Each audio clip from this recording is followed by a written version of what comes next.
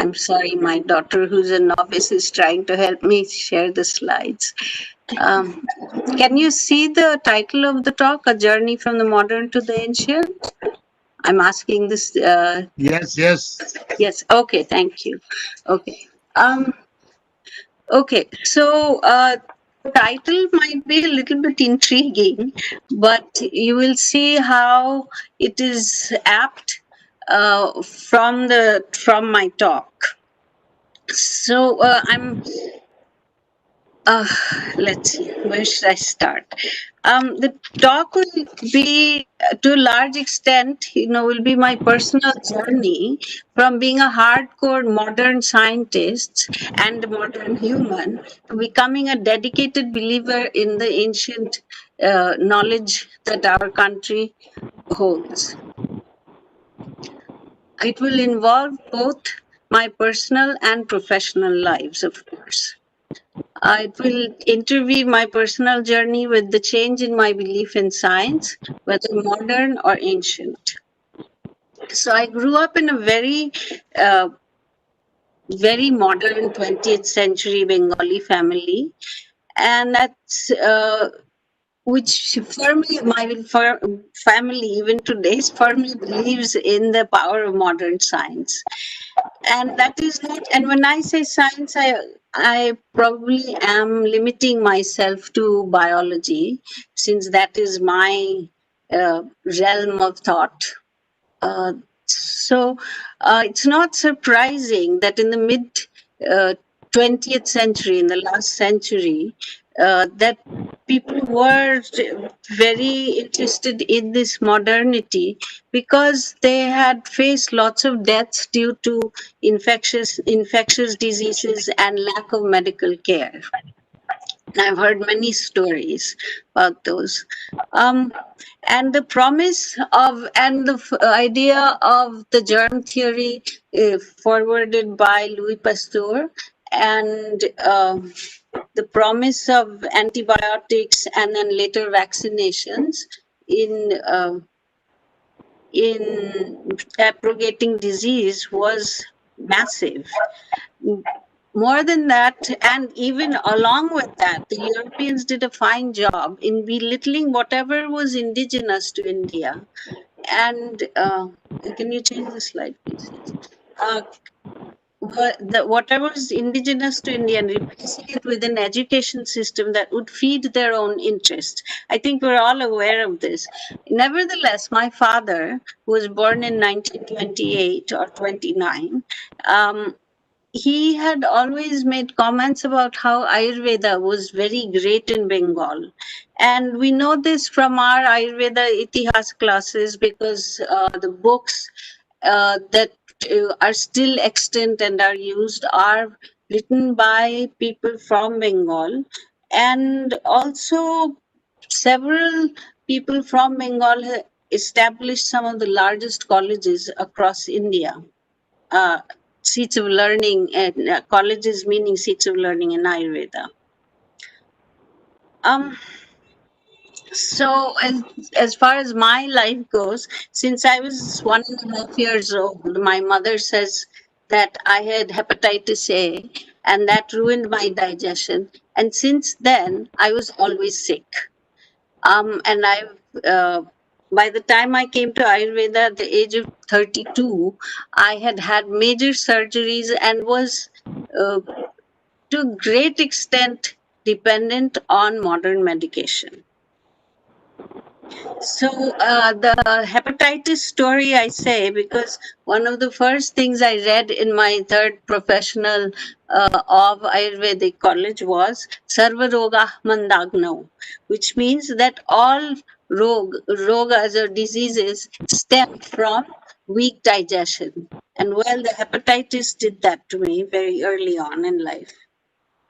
So when I was 32, I was faced with another catastrophic illness, which I may have died at that time, or at least I was facing a lifelong dependence on steroids. At which point, someone suggested that I try Ayurvedic medicines out. And so, with all my gratitude to Dr. Vasant Lad, who was in the US, and I was also in the US at that time, he treated me. And later, I studied under him, which is what completely changed my mind about biology. So, by then, I had already had 23 years of heavy biological research. I would like to talk about a few things about how science is looked at, and how this will then later we'll see how it meshes with modern science and Ayurveda. So one of the biggest things about science is that it wants to look at all the data objectively. So when more than 40 years ago, when I first started my undergraduate uh, uh, in biology, we were taught that everything had to be objective. We could not be subjective. And this was something I couldn't accept, because how can a human not be subjective? Because we all grow up in a certain social milieu. Anyhow, I was happy when I was looking through a few papers for this talk that actually the concept of subjectivity has been accepted now, and some of the science establishments in the US are even saying that high school students uh, in the US should be talked about, should be introduced to the concept of subjectivity in science. So I would like to tell you a story about the subjectivity, objectivity uh, dichotomy. One of the things, of course, I must say, as a scientist and a great lover of modern science, I must say that I'm a molecular biologist by training for most of my life, and I have great love of the subject. It's fascinating, and it has taught me everything in life. Um, so the objectivity part comes in to science because of its rigor. You know, when one comes up with data, it has to be supported with lots of experiments, and then various people reproduce the data, and that's where the reproducibility comes in. That's written in the on the slide. So it has to be, and the peer review and critical testing of each piece of data is absolutely essential. Of course, when one goes into the social sciences, this objectivity subjectivity divide uh, lessens somewhat. So the story, it's actually an experiment that was done in the middle 1800s. Um, I got this from a book called The Mismeasure of Man by Stephen Jay Gould, who is a really very good zoologist and anthropologist in the US. So in the mid 1800s, there was, the Europeans had disseminated themselves across the world, and they had discovered suddenly that there were people of all sizes, shapes, and colors across the world. And so there was this innate racism where they had to prove that they were correct. So this man called Morton had measured the volume of 1,000 skulls of indigenous peoples of America, who we call Red Indians here. And so it was found that, of course, he had done very rigorous work in measuring the size of the skulls. He had found that European skulls were the largest, and that was proof that they were the most intelligent. The second most intelligent were the indigenous Americans, and the least intelligent were the black Negroid slaves that they had brought over from the US. Now, again, going back to subjectivity and objectivity, is that it is not surprising that this hierarchy was made, because by this time, most indigenous Americans had been wiped out, either through disease or through humiliation and outright warfare. Whereas the slaves that were brought over from Africa were highly needed by the white population to make America what it has become later.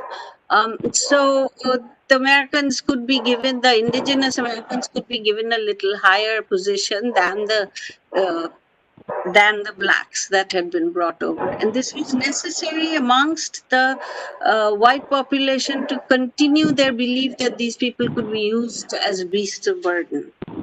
And although it is said that Morton did a very thorough job, but somewhere his subjectivity, his racism worked into his work. This intelligence experiment was done across Europe also, where they found that women had smaller brains and so they were less intelligent. A belief that still carries on today. Secondly, secondly, when they also did the intelligence test on between French and German men, they found that the Germans, who are racially larger in size, were turning out to be more intelligent. So then they remembered to correct for the height of German men versus the French people. And then they found that French and German were about equally matched. So again, hello, somebody is speaking.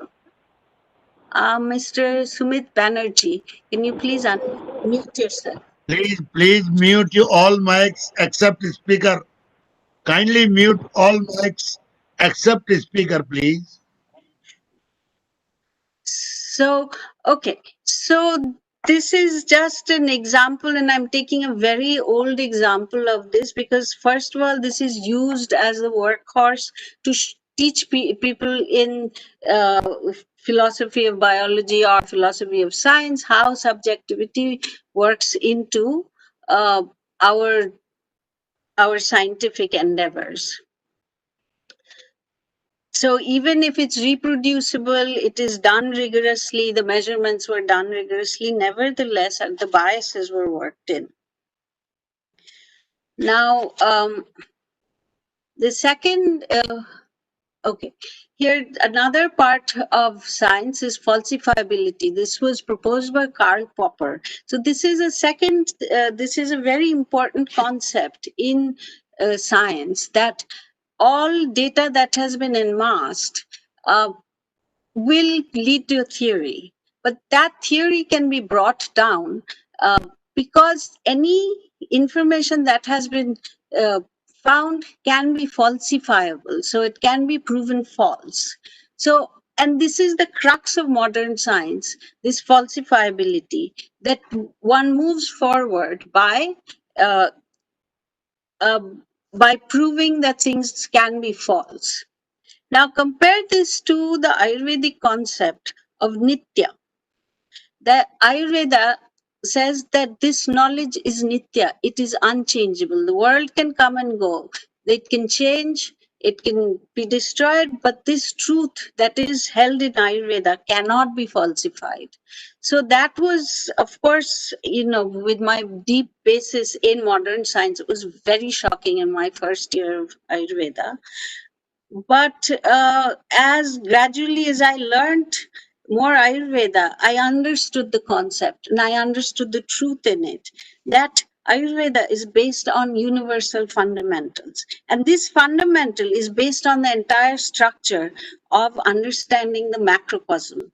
So, as we say, what we have in the Pinda, what is in the Brahmanda. So, the universe is held in smaller parts. Okay, another concept in reduction in modern science is reductionism. I'm sure we have all heard of this concept of reductionist science. So it's reductionism. Okay, at the very easy to understand level, let's take the case of jwara or fever. In fever, as I mean, we're living in the times of fever, I guess. So, in through the modern paradigm would go into looking for causative organisms, what tissues, what cells are affected, and also at the subcellular levels of reaction. In subcellular levels, chemicals, and even down to atoms. Ayurveda will look at it on a more global perspective. Of course, what systems are being affected will be looked at, but what does Ayurveda do when there's an illness in front? Other than looking at the symptoms, then Ayurveda will look at the global palette. It will look at, it will look at what the body, how the symptoms are manifesting, what the habits of the person are, what profession the person is in, and where he or she lives, and where, or maybe an animal, if the animal is sick, where the animal lives, what it eats, what it does, what the weather is like, and what season it is. So Ayurveda is working outwards into the global perspective. Of course, Ayurveda has its own way of looking at the body and its ways of working. So reductionism, it is often criticized, reductionism, as this the sum of the parts do not add up to the whole. So to compensate for that, the systems, this whole idea of systems biology has come in. So you don't just look at the molecules and the atoms, that you work out and look at the entire system that the disease is affecting. So now I will shift my talk a little bit to the very different concept of the separation of the brain and body that exists in Ayurveda. I think this is ruined a little bit. Okay. This separation of the mind and body in the modern scientific thought was brought about by the great French mathematician and philosopher René Descartes. He did this because he wanted to work on his science, and he left the soul and the thought and mind to the realm of the church, so that he wouldn't have to fight with the church on that. And we will see later how this mind is related to the body. Okay, so okay, let me just mention this lady called Candace Pert. She's an amazing neuroscientist.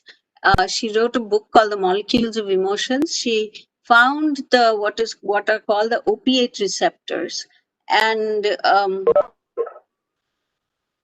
which were very difficult to find. And as we all know of Deepak Chopra, who's an endocrinologist, he also has talked about neuropeptides, and so it has been found that there are protein molecules or peptide pieces that are actually responsible for emotions.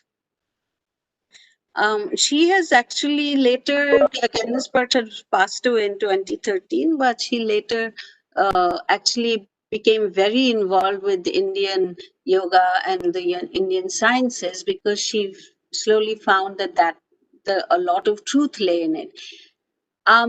Because of her work and other work, a lot of the modern brain scientists, the neuroscientists, are now looking at Buddhist monks who meditate, and this form of looking at truth.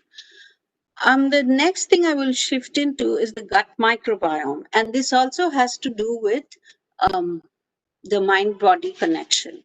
Now, I must elaborate here that Ayurveda has no concept of mind and body being separate. The mind is completely integral to the body. There's no separation.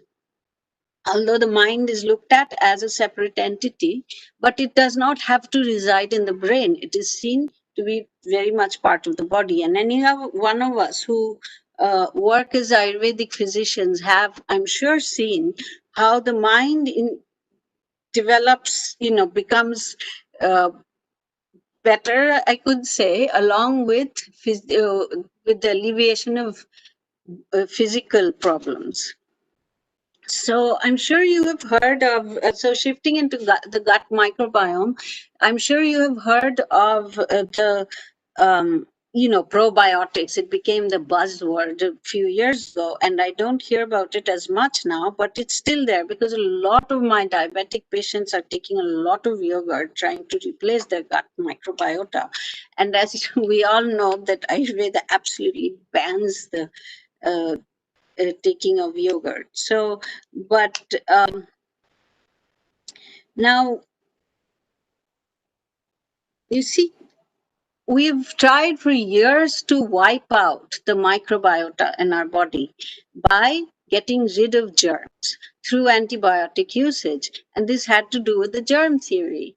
Now it has suddenly been recognized that that is not the best thing to do. As a matter of fact, cancer patients' gut microbiota are being studied, and they're looking at different microorganisms in the feces of cancer patients, and are finding differences between them and people who do not have cancer. And a new technique, I don't know how new it is, but it's a technique called fecal transfer, where the feces of a healthy person is transferred uh, into the gut of sick people, and it actually does help. So, so you see that Ayurveda was extremely aware of these things, that when Ayurveda describes the body, it describes all the body parts, and along with it, they say that there are innumerable krimis. Krimi in this case is not just parasites, but all kinds of microorganisms. And it is now being said by the modern scientists that, there may be a billion cells that a human has, but there are trillions of microorganisms in our body, and they are not only are they there working to help us digest food and keep us healthy, but just imagine that the billion cells of the human what can be considered the human body have the same genomic content, whereas the trillions of microorganisms have very different genetic makeup. And because of the interchange of genetic material, there's a lot of incredible genetics going on in our gut, uh, which I don't think we have even, we can actually uh, understand at this point. So other than the gut microbiota, and like I said, I started my talk by saying that my gut was ruined by the hepatitis A and whatever kinds of therapy I got at that point. I had said sarva rogaha mandagna. So all diseases stem from bad digestion. So let me now tie up these ends and talk about Parkinson's disease. Can you please change the slide? Okay. So Parkinson's disease is known to be a disease where there's difficulty in movement, some rigidity, tremors, and so it's mainly seen as a problem with the brain because the neurotransmitter dopamine is not made at enough level uh, to keep the human running. So it has been found. So the standard treatment in modern science is that L-DOPA or levodopa is administered, which is then taken up by the brain and it is converted to dopamine. But this is sort of keeping the symptoms under control while the disease keeps proceeding. So recently I have found, and thanks to Dr. Ram Manohar of Kerala, I find that it has been found that there's a misfolded protein that accumulates in the brain and this protein is called alpha-synuclein, and it accumulates in the brain, and that is what ruins the dopamine producing cells. And somebody in Germany had studied cadavers of people who had passed away from Parkinson's disease, and they found these things called Lewy bodies, which are these misfolded proteins. So now there's a whole plethora of neurodegenerative diseases which are called synucleinopathies, I think. So so now where's this? We're still in the brain, but where's this alpha-synuclein coming from? It has been found that it is actually produced in the gut, and uh, it is coded by a gene called SNCA, and it is found in people with familial neurodegenerative diseases. So it is definitely, and it is found in the gut, and it travels to the brain through the vagus nerve. So the nerve that we know, it's one of the important cranial nerves that brings down neural transmission, is actually used for these bacteria to move, not bacteria, I'm sorry, these misfolded proteins to move back into the brain. So how can we even talk about not having a body-mind connection? It's constantly going on. In Ayurveda, of course, this is so. The thing is that instead of looking at just the brain, Ayurvedic people who have treated severe Parkinson's disease will deal with the gut first, will deal with this Udavarta. So this is in, it's molecular Udavarta, where this synuclein protein is moving upwards. Similarly, so this is a story that tells you that it's a very clear story of the gut-brain connection. Similarly, serotonin, which is known as a happy hormone, I say, is was known to be a brain chemical, but now it is found that 80% of it is found in the gut. And not only that, that all microorganisms, even plant species, have serotonin. So it's a very basic protein. Now, I would like to end my talk, and this will lead it to the next speaker's talk, is that I've been involved with a remote village in the Sundarbans, in which I was interested because of for medicinal plant growth.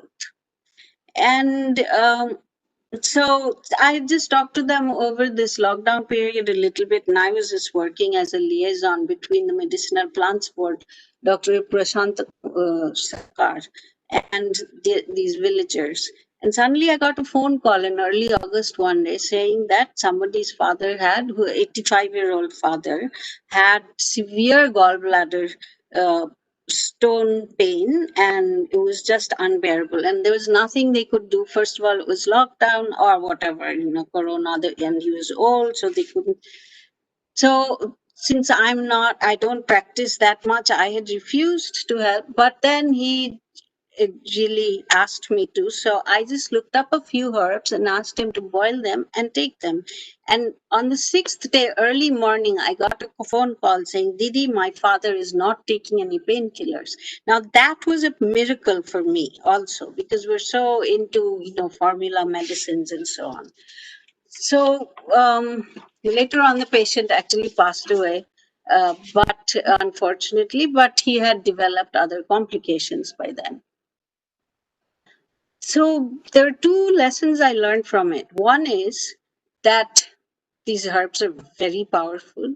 Number two is that when I was naming several of the herbs, and the Ayurvedic people will know the names of these herbs, like Gunimba or Apamarga, they had no idea what they were. And I was very disheartened to hear that.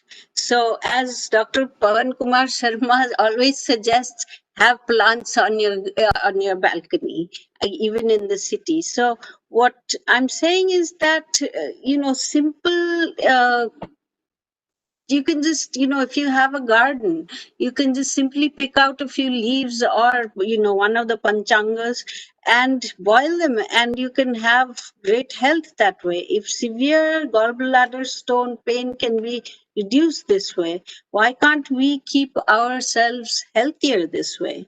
Okay, secondly, I would also like to say that with the level of deforestation we're facing now in India, and we will be losing a lot of forest wealth. I came to Ayurveda because of the extreme connection to nature that Ayurveda had.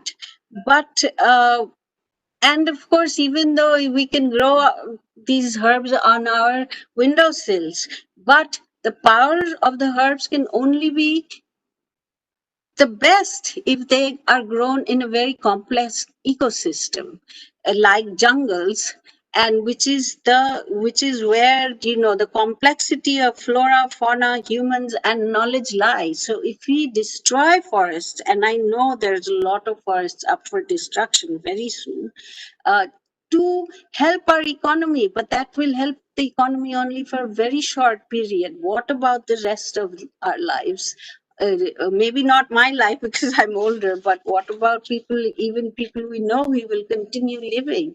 So I would like to turn this talk over to Mr. Somnath Chatterjee, who has given up his uh, electrical engineering career in the US and is working with such communities to save forests, to save communities who are actually the knowledge holders of Ayurveda. Because we must remember that Charak, at least, and I'm sure all of the acharyas say, that we must, to find bheshaja, to find the medicinal plants, we have to follow people who live in the jungles, who are so close to nature that they understand, they understand animals, they understand plants, which even if we've studied many books, we will not understand as Ayurvedic doctors. So thank you very much, and please, Mr. Chatterjee, carry on.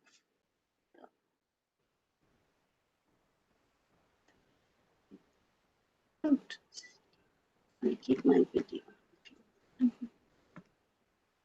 Thank you very much, Dr. Guha, and thank you for giving me a chance to share some of the knowledge which I have got from the people of India who live in the villages, in the forests.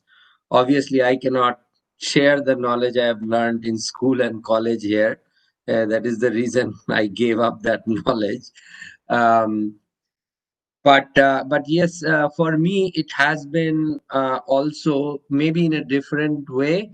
But how Dr. Ghosh said, she had to go through a process of unlearning, and so did I. Have to go through a deep process of unlearning, and that still continues. So I will share my screen. Please let me know if you are able to see it or not. You're able to see it, right? Yes, it's Okay. visible. Okay. I will just to give a very quick background. I studied electrical engineering in Shibpur Engineering College, B College, in Howrah, and worked for about 10 years. But long before 10 years, I understood that this is not something what is going to take me through life, and so I quit my job in 2007, and became involved with this group called AID, that partners with grassroots organizations all across India working on various issues. And I started spending more time in the villages, in the forest areas, and that opened up a fascinating world for me, not just fascinating but also somewhat liberating world for me. So that is what I will try to share a little bit. My knowledge isn't formal at all. All my knowledge is from working with the people of India, who live closer to nature. So, uh, I will start with forests where Dr. Guha just left off.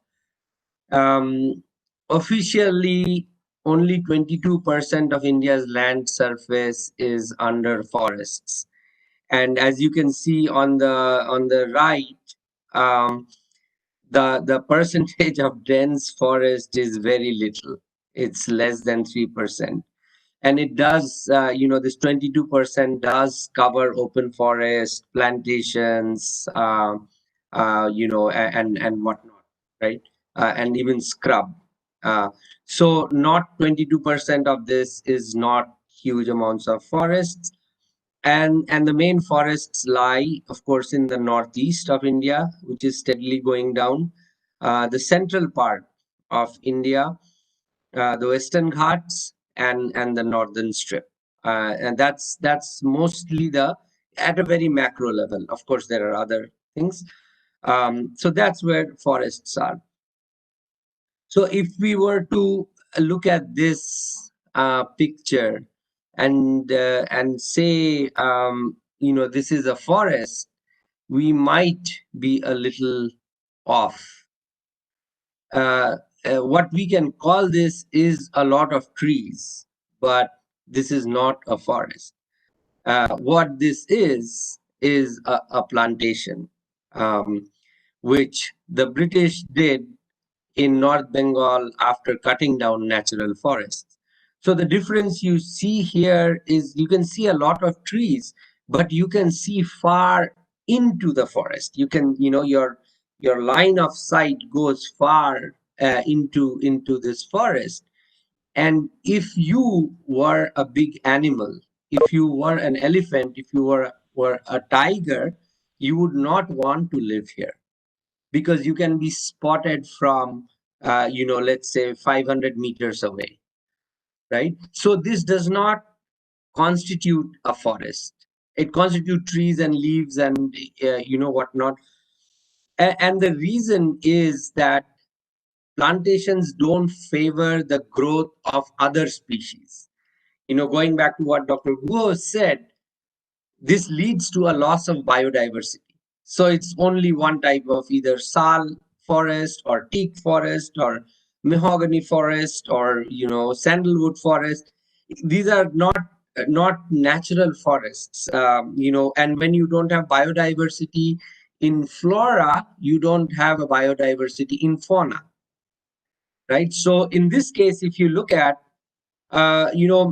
deers will not be able to survive, because then there is nothing much at the level of for the deer to eat.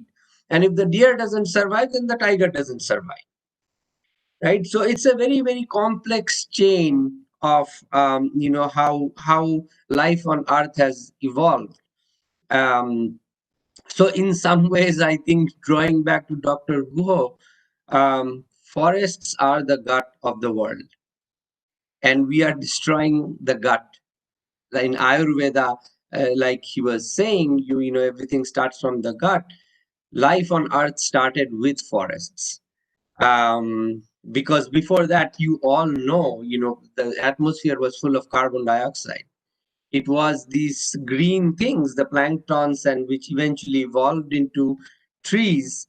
These are the people, these are the Nilkanthos, who took in that carbon dioxide, who took in that carbon, stored it in their bodies, and over millions of years pushed it down underneath the surface of the earth, and which turned into quote unquote fossil fuels, which we are now digging out and releasing back into the atmosphere.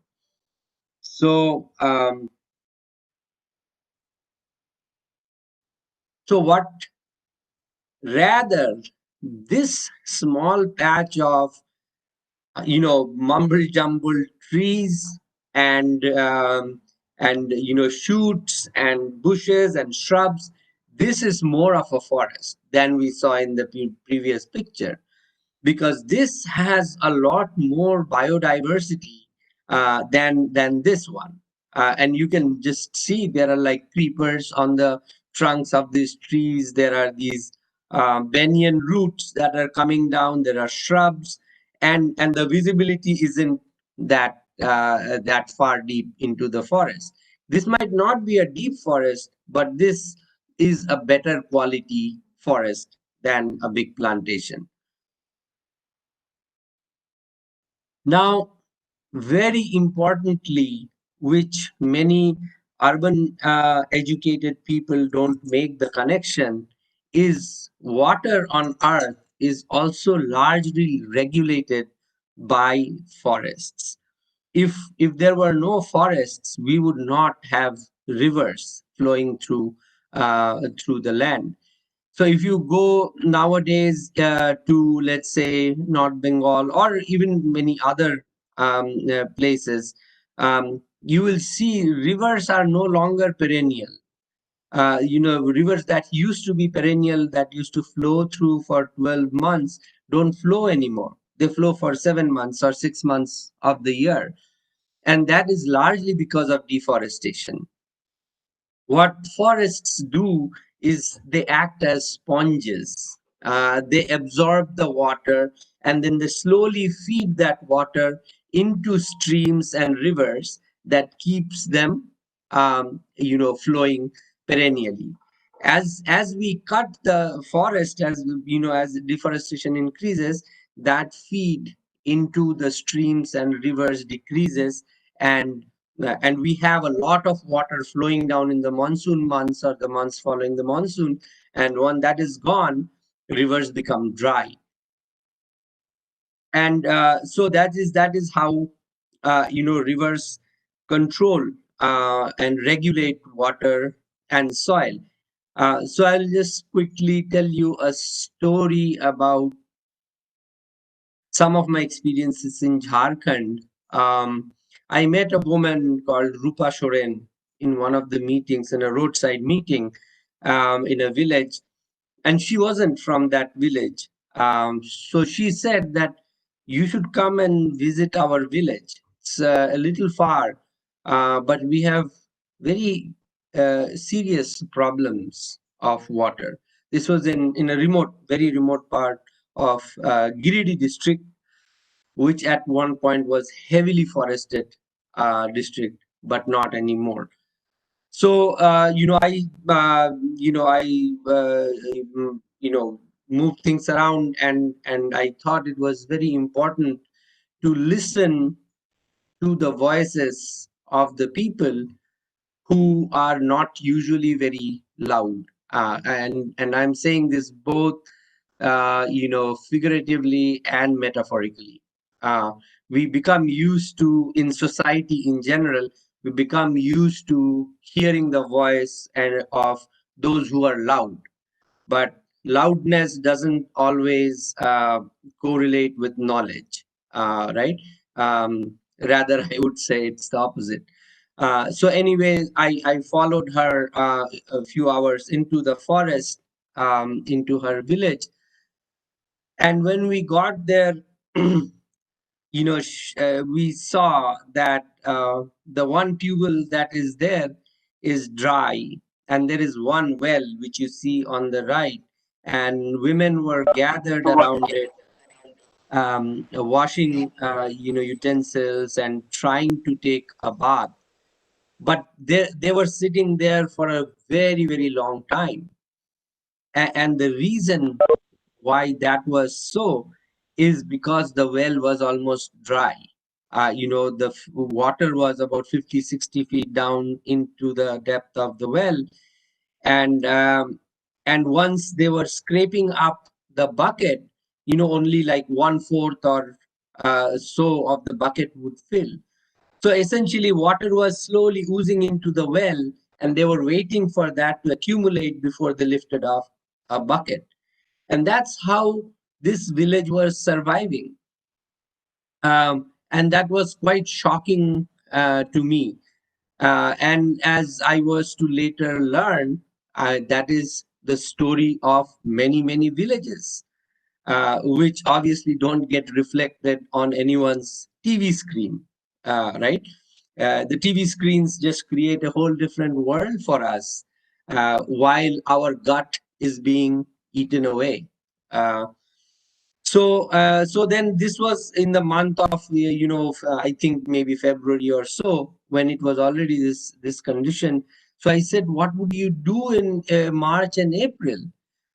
She said this would run out, and then we would have to walk another few kilometers to a semi-dead river and get water by digging the river bed.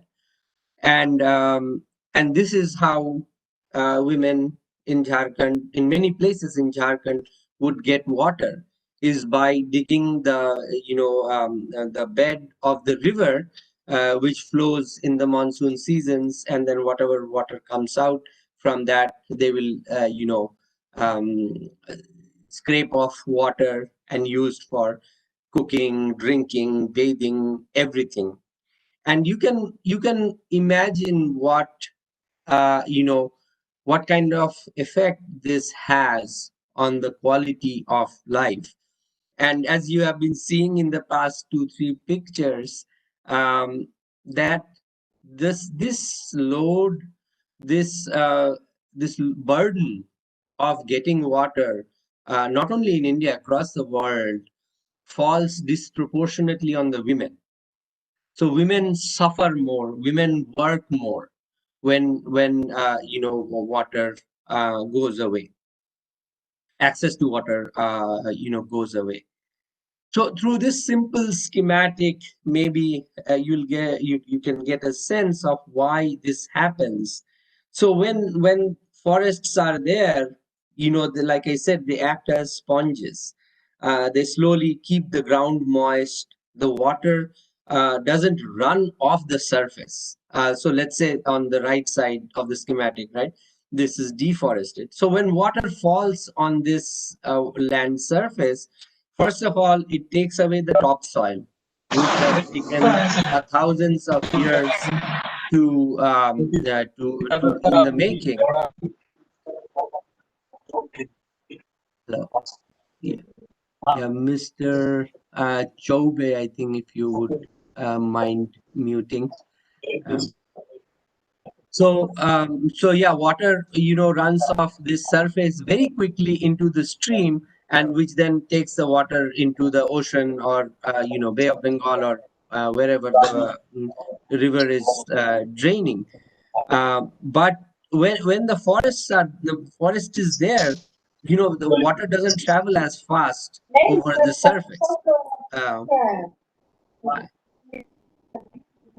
Please keep all mics mute except the speaker. Please see your mics and mute them.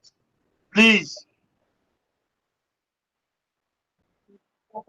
So and you can see how the water table is affected. On the left side, you see this. Hello, Mr. Choube, I think Mr. Arun Kumar Choube. If you could please mute your mic. So when the forests are there, the water table feeds into the stream. So in a way, you can think of this as a dynamic line, as as opposed to a static thing, right? And the forests pull it up, keep it pulled up, so that there is a continuous flow into the streams. And with the deforested landscape, what happens is the water table falls, and you can see then the stream starts to feed into the surrounding water table. And this is exactly this condition. So this used to be a river like this, but what has happened is the water table has fallen down below, and the river is feeding into the water table on the sides. So now at this level, the water table has fallen even below the surface here. This is where the water is flowing underground. So this is what Excuse me, sir. happens when Mr. Arun Kumar Chaube. Mr. Arun Kumar Chaube, please mute your mic and keep it mute. Kindly. so so this is how is this is a rather simple way of explaining it.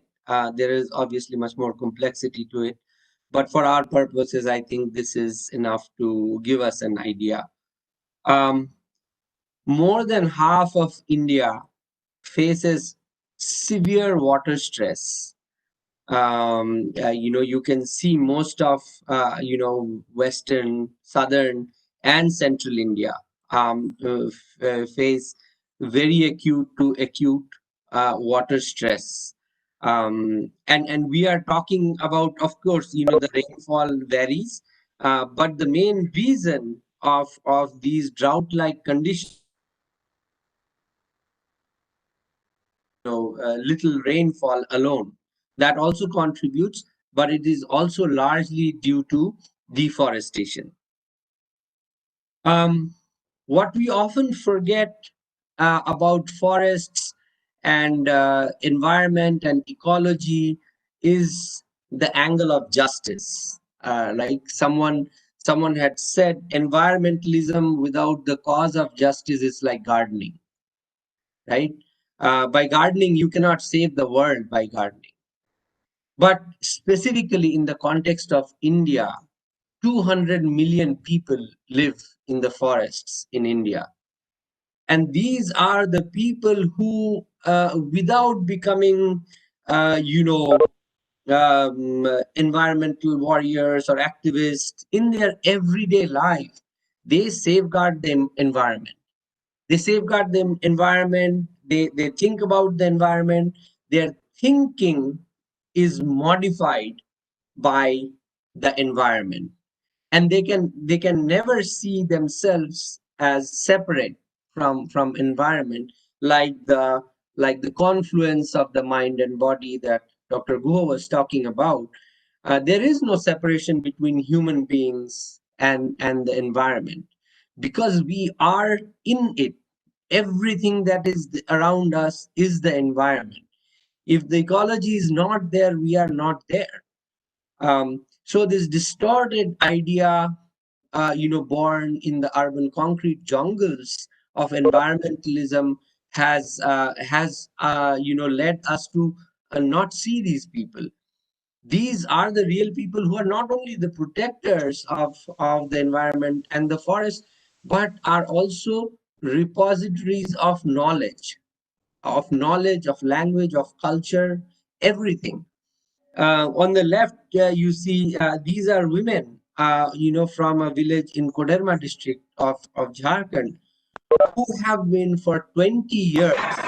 They have been patrolling hundreds of hectares of forests around them to save them from mafias, from loggers and poachers and everything. And they had no special training. They had no incentives given to them by any organization or the government or anything like that. These were women who were raising families in their homes, and they understood that without the environment, everything will be lost. So these are extremely brave women who have completely non-violently taken on massive forces of, who at many times are armed gangs, with high political connections. They have been able to ward them off and protect the forests around them. On the right is a second generation of forest protectors who have taken it on from their mothers and aunts, and understand why forests are important for their survival and the survival of the whole world in this day and age of climate change. So we need to keep in our consciousness, when we talk about forests, when we talk about environment, that there are already crores of people who are living there and protecting them, and they need to be supported and protected. Um, I just put this picture of a forest village sometimes people have very skewed idea of what a forest village would be. Then people may be going around without clothes or anything. It's nothing like that. You know, it is. तौबे sir आप थोड़ा mic off करेंगे?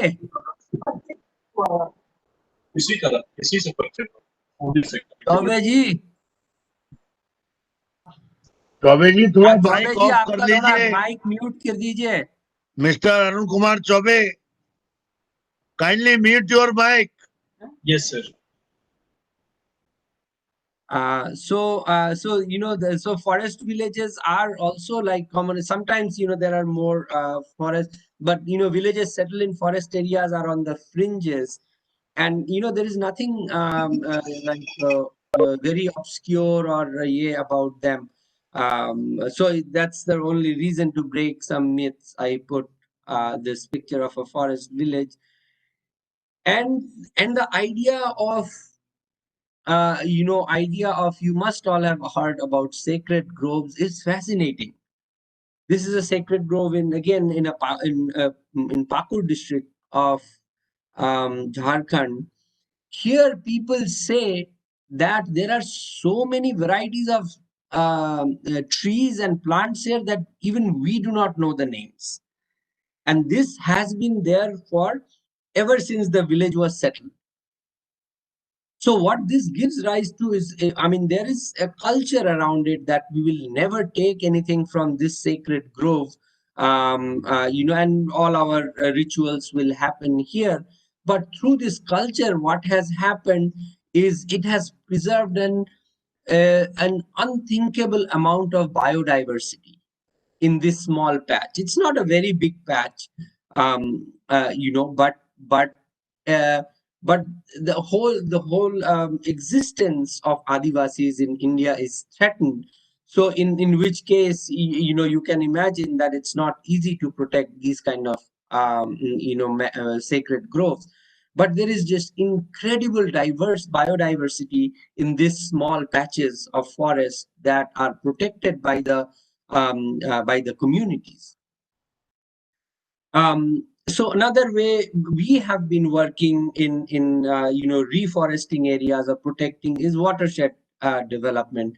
And don't worry about this picture. It might look complicated, but it's not really. It's basically a watershed is a an area of the land where the water falls and drains out through one river, let's say, right? So in this case, any water that falls in this patch will necessarily drain out through this river, and that is called a watershed. And why watershed is important to understand is because these were the natural units of living. The mojas and blocks and districts, they all came later, but the natural unit of living of communities what was a watershed, because this is where the water collects and drains a certain way, and people settle here. They make their villages somewhere at this height. There are forests up on the mountains or the hills, and nearer to the river there is agricultural land. So even if you today look at the satellite imagery from Bhuvan, which is ISRO's satellite, it still marks every watershed in India. That's how important watersheds are, right? So water obviously doesn't follow political boundaries. It follows natural boundaries. So that's what it is. And what we do in watershed development is, let's say this was a deforested area. So water runs off very quickly. So what we try to do is slow the water down so that it gets enough time to percolate deep into the soil and go underground like this, right, and stay there. So we say ki, in the bank for water, पानी का bank मिट्टी के नीचे है. জলের bank মাটির তলায়, right? That is where it is safe. It doesn't evaporate, it travels slowly, and it gets to the village long after the monsoon is gone. So let's say, water over the surface travels at 25-30 kilometers an hour in the monsoon. The water below the surface of the land will travel at 2 or 5 centimeters in a whole day. So it will be months when the water from here will reach the village. And that is the work of watershed development, is slowing down this water. And that's what this shows. Like things like this, these are called check dams and gully plugs, which slows down the water, accumulates the water, and lets it go into the ground. We also make a lot of ponds so that it's collected. Why this picture is important for us is, like 2 years ago in a village where we were working, when we were digging the pond, there was no water coming out. But now this year, when we dug the pond at 7 or 8 feet, the groundwater started coming out, which means the groundwater level has been replenished and risen. And as the groundwater rises, vegetation rises, the forest health comes back up, and it's a positive cycle. We use things like seed balls. People go in the forest, collect seeds, put them in mud balls, dry them, and then broadcast them in the village, in the forest, which helps regrow the forest. So this is a process of reclaiming degraded forests. Now, this is a person in a very remote village in Jharkhand, a Mongol. And when we walk with Mongol in the forest, it is like walking through a pharmacy. He's able to, he will just randomly point out to something and say, this is what you use for, if you have this problem. This is what you use if you have blood pressure. This is what you can take when you have, things like that. But all of this is possible because Mongol is able to live. See, if someone goes and takes it over, colonizes the knowledge, it is lost, right? Now it is out in the free public domain for everyone to take it and live a better life. But as soon as the knowledge is colonized, it's lost. So yeah, through watershed development, the agriculture has also improved. I'll not go into this, but I just wanted to show you a zoomed out version of what happens. As you can understand, this is Ganga, and on the right is Brahmaputra, and Ganga and Brahmaputra come and form the biggest delta in the world, the Sundarbans. I mean, this is just to point out where we have been working in these districts in Jharkhand. And this is, as you know from your class 6 geography, this is the Chota Nagpur plateau. If you don't remember, maybe you can look up. And half of the plateau drains to the right, to the east, into the Sundarban area also. And we work here as well. But why this this satellite image is always important to me is to keep in mind what happens here in the Himalayas immediately affects life in Sundarbans. We carry out deforestation in the Himalayas. It affects people all along the Indo-Gangetic plain and the Sundarbans. With the changing climate, we are seeing increasing storms and cyclones in Sundarbans. It's affecting life very, very adversely. And a lot of it is owed to deforestation. In fact, one of the worst things of deforestation is the rise of zoonotic diseases like COVID. COVID-1 is one of the few, as forest areas are shrinking.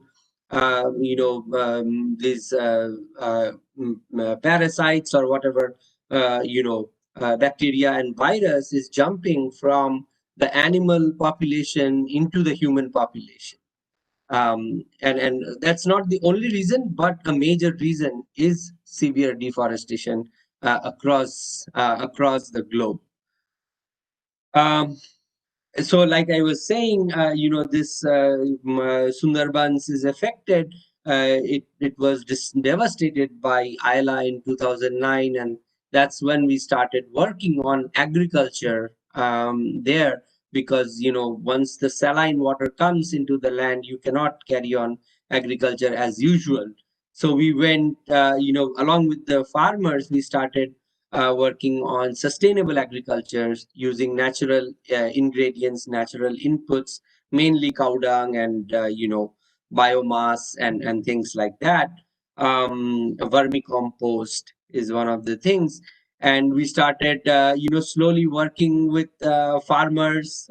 We started with 25 farmers who were able to do very well in the initial months, and then those farmers became trainers for others. They trained 400 farmers, and few of them again became trainers. So like that, it went up in progression. And we have right now, we are working with about 25,000 or 30,000 farmers who are practicing sustainable organic agriculture. And these are all small farmers. None of them are big farmers or corporate farmers. Um, this was a conservative estimate we did between 2009 and 17 as to how much chemicals would have gone into the environment if these farmers were doing things as usual. And it was about 2 lakh kilograms of chemicals. So even more amount of chemicals is going into the environment today, as agriculture becomes more chemical dependent, more agro input dependent. So this is what we are trying to move away from.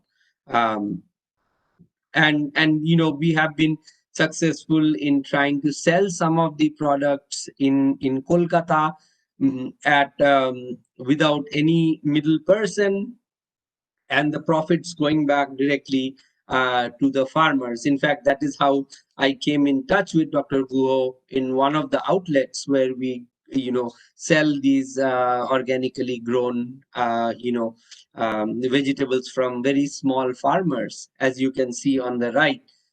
This is the land over, land ownership that people in Sundarban have. And again, this year, Sundarban was devastated by Amphan. You must all be aware of it. But thanks to this 11, 12 years of work we had done with the people, people were somewhat ready. No one is ever ready for such a thing, but anyways, they were ready. We knew our, long. So see, most people, when something like this happens, only focus on relief. Let's give some food, some clothes, some tarpaulin, and be done with it. And you don't forget. So we said, we will not do too much of relief work, because there will be so many groups coming in for Kolkata, distributing things and leaving. But we have to again remain engaged for the longer term, so that agriculture is revived, livelihoods are revived, people's nutrition is revived. And we have been able to do that. And we are talking about very small farmers, as you can see here. This is all the land this couple owns, and they grow just enough to feed themselves and sell a little bit. um, so we have to be very sensitive to these small farmers who are almost like subsistence farmers, but at the same time are doing a huge service to the ecology of the world. By integrating many things and not destroying the environment. Um, and why sustainable agriculture is important is, when we go to Kolkata and tell people why you should buy this, is because not only just because it's because the only reason you shouldn't buy is because it's good for you. Of course, it's good for you, but it's also good for someone who is growing it. Much more than a person in Kolkata who is exposed to chemical, the woman who is spreading pesticide with her hand is 100 times more exposed to the ill effects of chemicals. And if we don't think about others, a day comes when no one else will think about us. So this is a huge educational thing. Someone told me in a forest in North Bengal that how can I live well? I cannot live well unless everyone else lives well. So this idea of an interconnected world has lost upon us, and that is what we do. We are working with communities to re-green parts of Sundarban. We are planning to plant 3 million trees, and you can see all the work is shouldered by the women.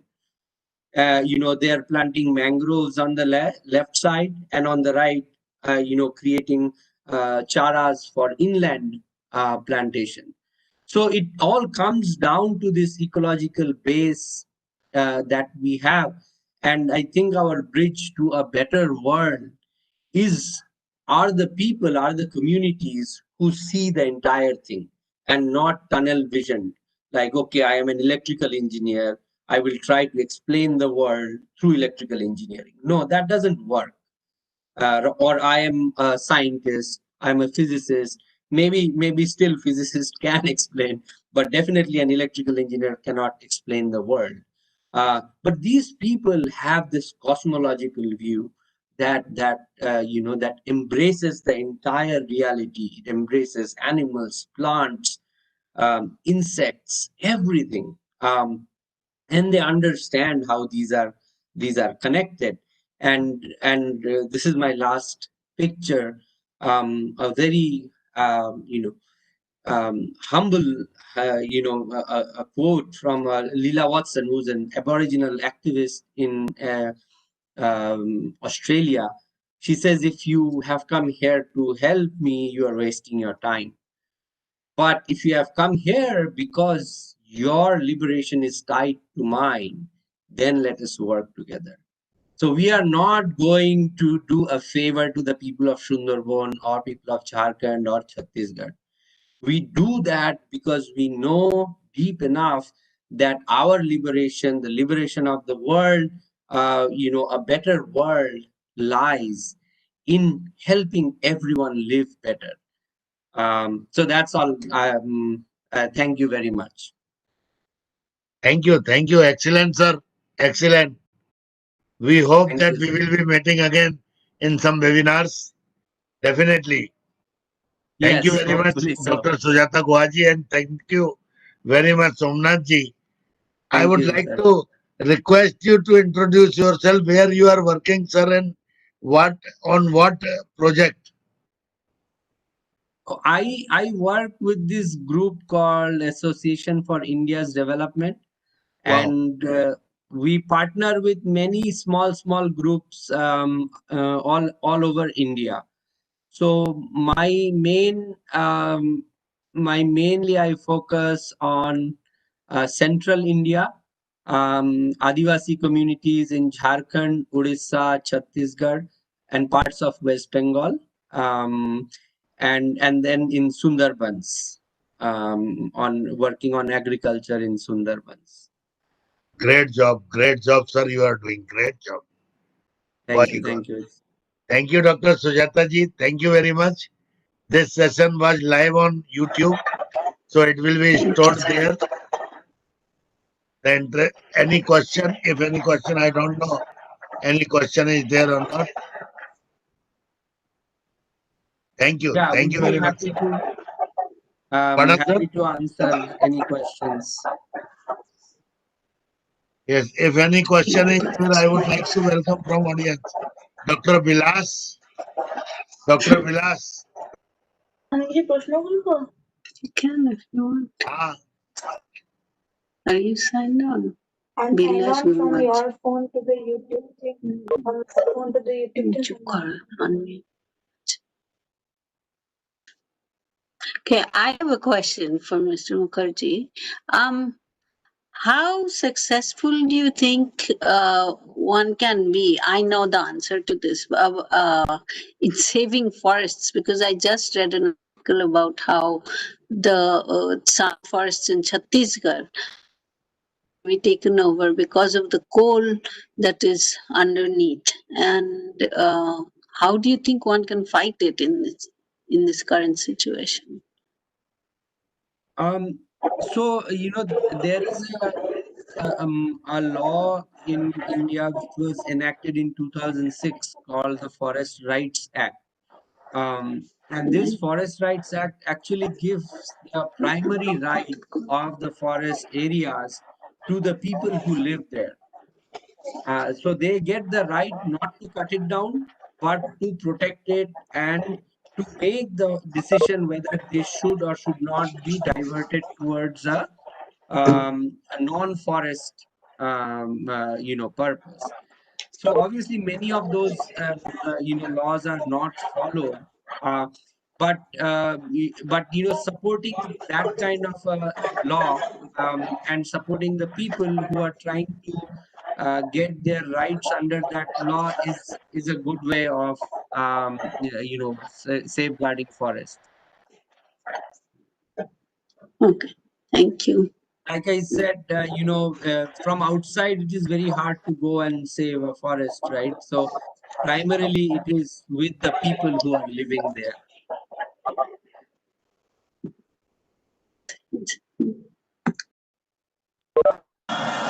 And of course, understanding the connections between forests and all the important other things that we talked about. Have you planned any time for medicinal plant cultivation for our economy? High priced medicinal plant cultivation according to the geography? We have not done that yet, but that can be done. And we have discussed a little bit with Dr. Guha also, if that is possible to be done in Sundarban, but we have not done that yet. Great, sir. It should be there, I hope.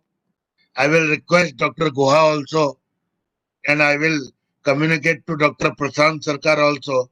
He is my junior in Jamnagar. So he my younger brother. I will communicate to. He has started Tulsi plantation in Sundarban, Posimam Sanctum. Yes, sir, I have spoken with Dr. Sarkar.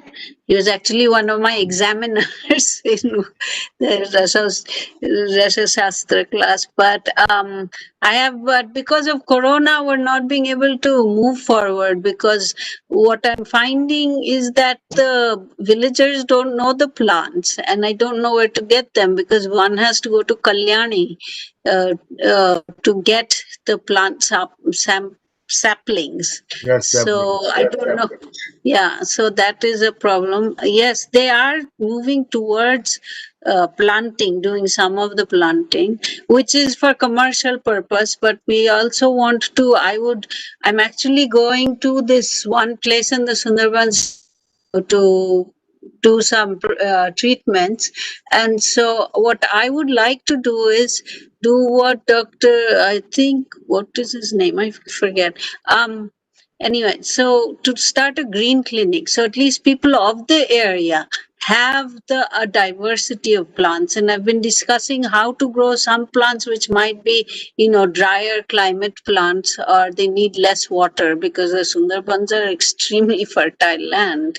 Right. So perhaps like in pipes and stuff, we can, reduce the water content of the plants.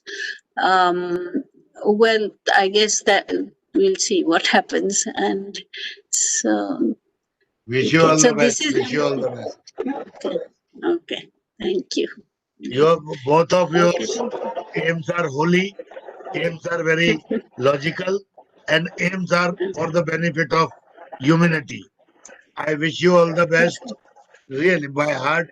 Thank you. Thank you very much, madam. Thank you very I have a much. question. Thank you. Oh, question. somebody has a Oh, question. there is a Yeah. question. So